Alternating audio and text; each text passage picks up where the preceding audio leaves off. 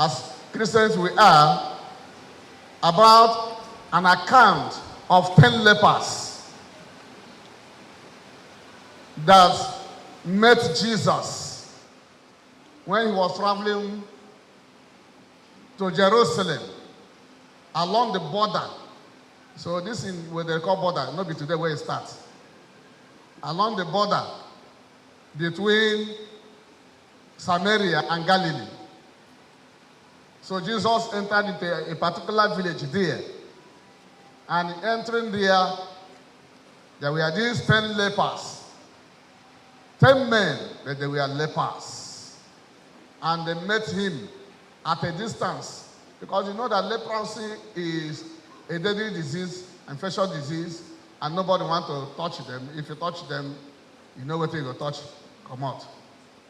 So they, at a distance, they were calling him in a loud voice, calling him Jesus, Master, have pity on us.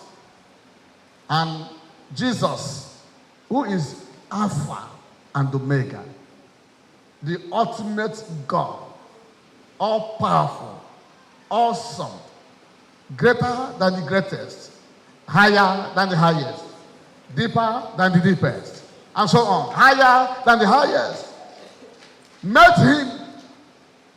When they met Jesus, even at a distance, with a loud voice, Jesus simply said to them, please go and present yourself to a high priest, to a servant of God. He did not say any other thing more than that. But he knew what will happen when they obey. And they quickly said, yes, sir. And when and presented themselves, Bible did not record out, tell us about the distance, but they went. And immediately they presented themselves. Bible also did not tell us what the high priest did. But I guess that you should have known that he will pray for them. Not be so. And they got their healing. They got well. And out of that 9, only one person was from Samaria. The other ones were from Jew, perhaps, who were closer to God, who were too familiar to God. And out of the 10, 9 of them left from there. They didn't thought of coming back to say to the person who made them to become healed, thank you. And they left from there. And I guess the organized party, like any other person would have liked to organize, but Jesus was not in that party. And the only one that came was a stranger, according to the scripture, where we have read, from Samaria, and came and presented himself to say to Jesus, thank you. Thank you. Verse 16 says, he threw himself at Jesus' feet and thanked him. And he was a Samaritan. And Jesus said, people we are 10 now. Why only one? Only you. Where are the others? He said, Oga, not only me, this heavenly race, now one person, I can talk about myself. Of course, any of us we can talk about ourselves. Not so. And he said, okay, if the other 9 could not return to give praise to God, except you, a foreigner, rise and go. Your faith has made you well. When you look at this scripture, is there is possibility that those people sickness will come back? No, it's true. Bible didn't record this, so but when you say rise up, go, you are waiting. Faith has made you what? There is some possibility that God has forgiven them and they are healed, but they didn't get the kind of healing and blessings that this other man may have gotten. And today we are rejoicing for what God has done. When Martha don't reach Spring Court and Spring Court make a statement, it don't end. The next thing is to go to heaven to talk to God, to appeal. The matter is closed.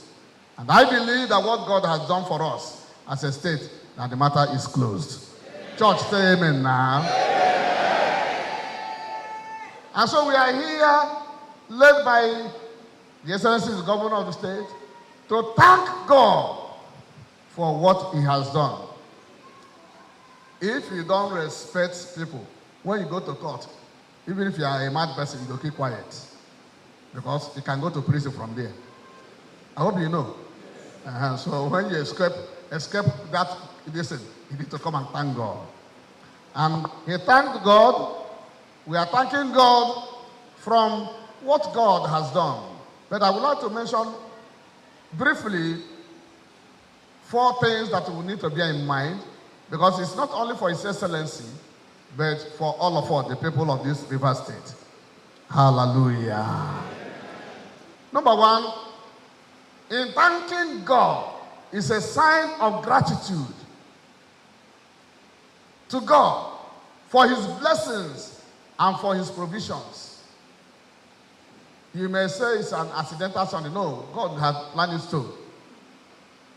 That the ruling will come in a very week when He's going to be celebrate His birthday. It's God that planned it. He didn't plan it at all. For His blessings and provisions. The word thank that is rendered in verse 16, if we are those who are in theological school, in Greek word, Eucharistio, which simply means to show one is under obligation to thank God. So, in thanksgiving, you show gratitude and remember that you are under obligation, particularly for a Christian that serves a living God. It is not whether I will thank God or not.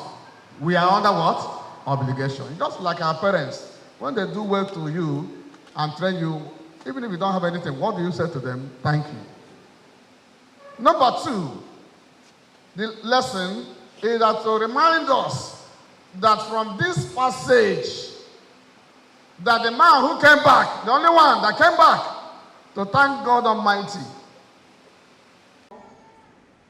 and literally saying God,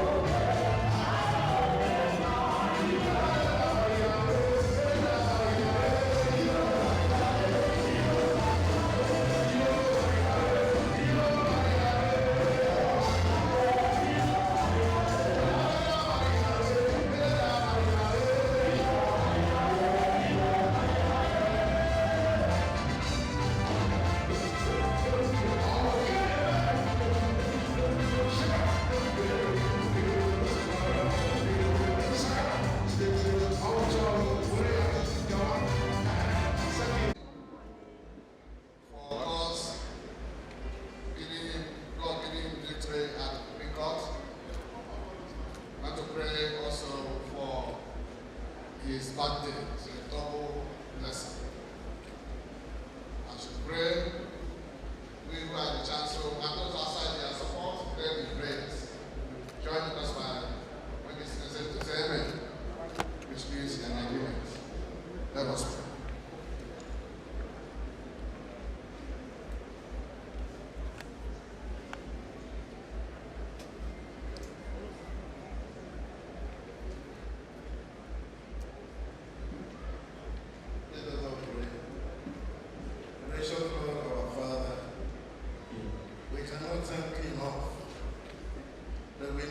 For updates.